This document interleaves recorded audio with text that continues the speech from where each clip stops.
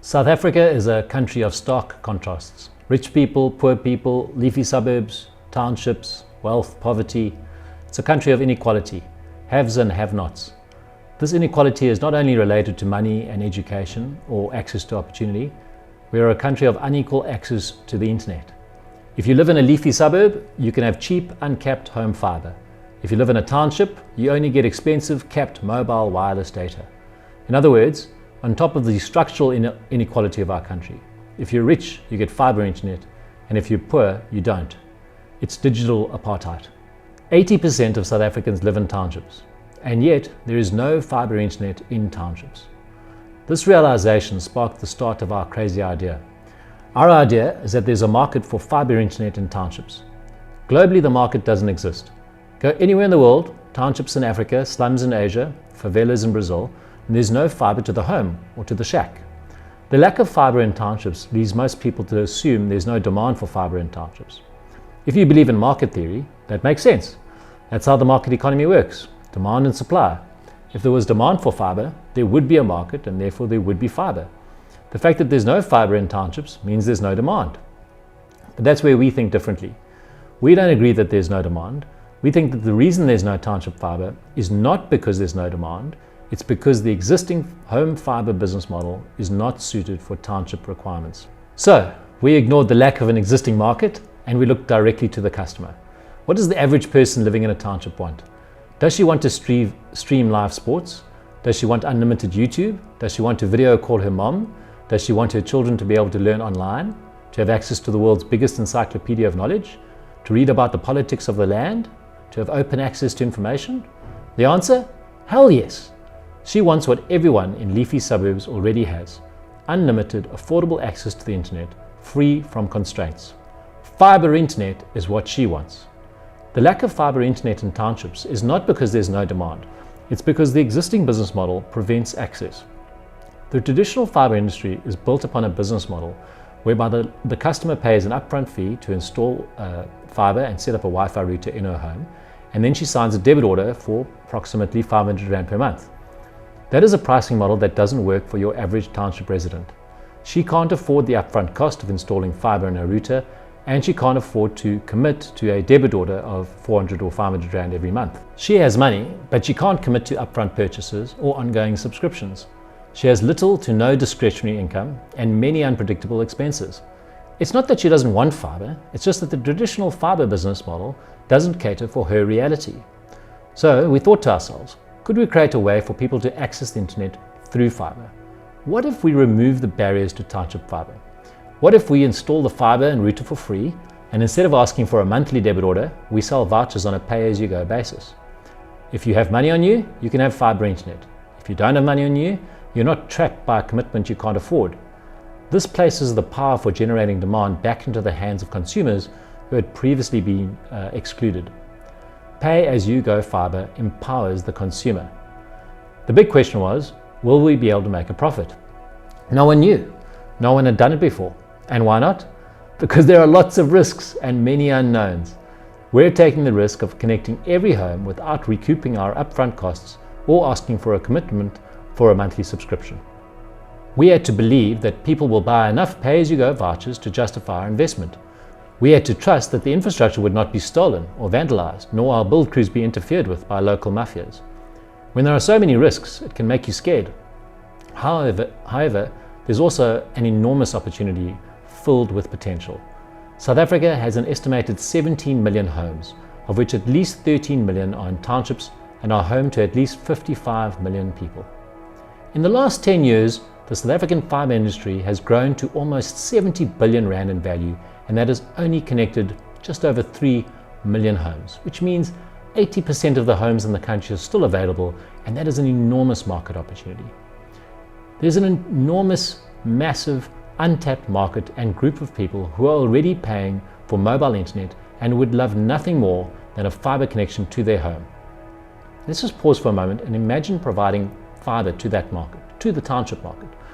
Not only could you make a lot of money providing the service, but you'd make an outsized positive social impact for the country. Education for all those kids sitting at home wishing their teachers could teach.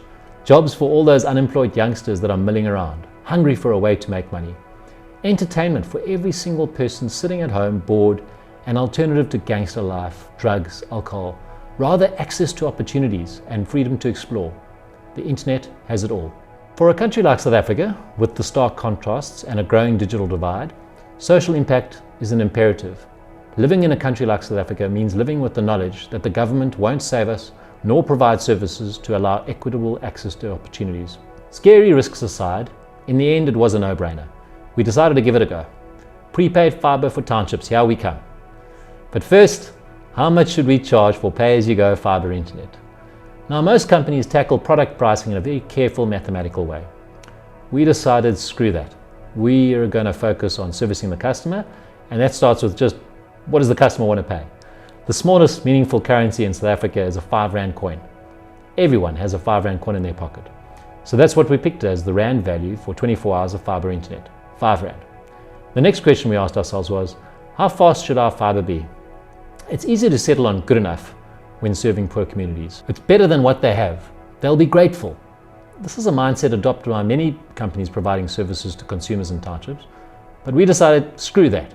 Our approach is to be the best, always. And in the internet game, best means fastest. Instead of offering a product that is slower than leafy suburbs, we decided to provide fiber that's faster than anywhere else. We settled on 100 megs per second to start with. That settled it. 5 Rand for 24 hours of 100 megs per second with a free router and no contract. Then we took a step back and compared our idea to the industry standard. It turns out we were 90% cheaper than the industry. 90%. Now, I must say that sounds a little bit nerve-wracking. You might read nicely on paper, but how do we make a profit? Surely an offering that is so much cheaper than the market norm cannot be profitable. As much as we'd like to bring fiber to townships, we can't embark on a journey without profit. Profit is the engine of sustainability. Without profit, township fiber will fail. Relying on charity and government grants and subsidies is a dead end. There is only one path to long-term sustainability. Township fiber must be profitable. So the question is township fiber profitable? The answer? Township fiber can be profitable, but it requires scale. In other words, a small fiber operator can't make a profit selling 5 Rand fiber. You can only be profitable if you're a big fiber operator. If we only connect 10,000 homes, then we'll never make money and be able to provide what customers want. But if we connect 100,000 homes, we'll make a decent profit. And if we connect 1 million homes, we'll make a massive profit. It's just a question of economies of scale. The more you sell, the lower your cost of sales, the more customers of which to spread your fixed overheads, the higher your profit. Scale equals profitable township fiber. The more homes connected, the cheaper the fiber internet for everyone. Right, we had our price, our speed, and we knew we needed scale to make this work. The next question was, where are we going to find 1 million homes? As I said before, there are 13 million homes in townships across South Africa. That is 13 million potential opportunities to make a profit by bringing people affordable and accessible uncapped fiber. This model removes barriers, connects families to the internet, unlocks education, and affords access to people who have previously been excluded from the economic benefits of the World Wide Web. The opportunity for scale is there. We just needed to break the seal. And so we started in April 2022. We raised 52 million Rand to build a fiber network and prove our ideas viable in Kaimandi, a township outside of Stellenbosch. Kaimandi is Xhosa for beautiful home. In August of 2022, we started building, and 4 months later, in November of last year, 2022, the fiber network went live. It was a remarkable feeling when our team saw the network go live, and there were important lessons we learned as we built out physical infrastructure. We immediately encountered 2 big problems. The first problem was with shacks. To minimize our capital costs and thereby keep our retail prices low, we decided to connect shacks via wireless access points beaming from poles outside the shacks. One pole can beam signal into 10 shacks, saving us the cost and hassle of dropping a fiber and router into each shack. Well, turns out shacks are Faraday cages. The corrugated iron creates an electromagnetic shield that deflects wireless signal, which means that although we have super fast Wi-Fi around the shack, you can't actually use the Wi-Fi inside the shack. Wi-Fi outside a shack is nice to have, but Wi-Fi inside a shack is a non-negotiable. No one wants to sit on the pavement watching Netflix at 3 o'clock in the afternoon in 42-degree heat of summer, nor in the pouring rain of winter. Nor do people want to sit outside at night when bad people are walking the streets. You need internet in the home. But the Faraday effect neutralized our attempts to get it into the home wirelessly. The other big problem was electricity. As all South Africans are painfully aware, our national electricity provider Eskom started stage 6 load shedding in December 2022. And that's when we realized we're not in the traditional fiber business. We're in the restaurant business. No electricity, no revenue. Traditional fiber companies don't stress too much about electricity in the consumer's home. Your typical leafy suburb fiber company simply charges you a monthly subscription on debit order. You pay it regardless of whether you have electricity for your router for the whole month or not. If you want your home fiber to work during load shedding, then you, at your own cost, need to install a UPS to keep your router powered. This isn't the case for our pay-as-you-go township fiber. We install a router into every home and the customer buys vouchers. If the router doesn't have electricity, then it doesn't work and the customer doesn't buy vouchers. In other words, 50% electricity downtime means a 50% revenue hit. Load shedding is not our fault, but it is very much our problem. In retrospect, we were lucky that the electricity issue raised its ugly head because we were going down a rabbit hole with our shack strategy anyway. Beaming wireless into shacks was never going to be a long-term winning strategy. The Faraday effect means it doesn't work, and the electricity problem means our jury-rigged solutions like booster antennas are unfeasible because they can't be powered independently off-grid. The short-term solution for electricity is UPSs. The UPS can keep the router alive during load shedding, which means we can keep selling vouchers. But those UPSs still need to be recharged, and the long-term reliance on Eskom is not a winning strategy. There is only one long-term solution for electricity. We must power the home routers ourselves through fiber service that we provide. We might be in the fiber business, but we need to solve for electricity if we are to have a business. We're now in April 2023.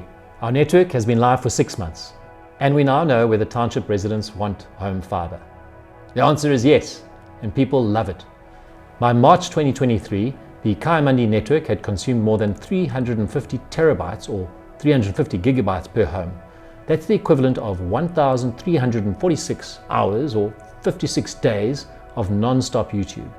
The equivalent amount of data on a mobile network, assuming you're paying the lowest rate of 12 Rand for 100 megabits, would have cost 42 million Rand. The data used by our township fiber only cost the consumers 750,000 Rand.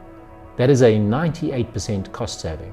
That's the difference between fiber and mobile internet. At the official launch of the network, 2 months after going live, one of the Kayamandi residents, an old gogo, stood on stage and said, "Thank you for bringing us fiber. For the first time in my life, my children stay inside. They don't run around the streets getting in trouble. They don't even look at me when I talk because they're so busy on their screens. Thank you." The people of Kayamandi love fiber. We also have an idea of whether it's profitable to build fiber into townships. The answer? Yes. Even though it's still early days, we're selling an average of 6.50 Rand worth of vouchers for every home, every day, excluding outside campaigns, which equates to 2,350 Rand of revenue per home per annum. The total once-off cost of connecting a home is about 4,964 Rand, and the annual running cost is 300 Rand per home. That means that even if we see no sales growth from here on, we break even after year 2 for all upfront costs, and we have a 20-year asset with an 85% operating profit margin. So far, it looks like township fiber is profitable, which is quite a relief. We've invested a lot of money and time and reputation, none of which we want to lose. The real reason for our relief is that township fiber is one of the few levers that are capable of getting South Africa back onto a successful and prosperous path. Education, jobs, economic growth, township pay-as-you-go fiber unlocks it all. Everyone in South Africa needs to have access to affordable fast internet, otherwise we won't have a South Africa. Now, many people have said that what we're doing is impossible.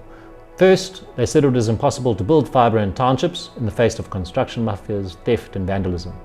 We did it. The first 1,000 homes we connected have had no problems with construction mafias, nor any vandalism, nor any theft. Now, how did we get that right? We didn't just send in trucks and dig holes. We engaged with churches, schools and sports clubs. We created dialogues and we explained what we're planning. We took feedback on how best to recruit locals, and we made time to do skills transfers. Local communities are not strangers. They are our partners and our stakeholders. Then they said it was impossible to provide a free router. We did it. Turns out all you have to do is knock on the door and ask, "Would you like a free router?" And then we wouldn't install a cheap Chinese router. We'd install a first-class Nokia router. By investing in the best for the township fiber, we showed respect. Then they said it was impossible to charge 5 Rand per day. And we did it. Using the Solana blockchain, we developed a Coin wallet that makes it possible to buy small chunks of Fibertime with 0 friction costs. Then they said it was impossible to provide speeds of 100 megs per second. And we did it. Unlike wireless, fiber is not constrained by the capacity of the airwaves and therefore has no congestion issues. So we can connect thousands of people in densely populated communities without affecting speeds. Townships are the perfect communities for fiber internet. And lastly, the data said it would be impossible to make a profit. So far, the unit metrics are profitable. Township fiber is profitable if we can generate more than 5 Rand per home connected. The minimum number of homes we need to connect is 50,000.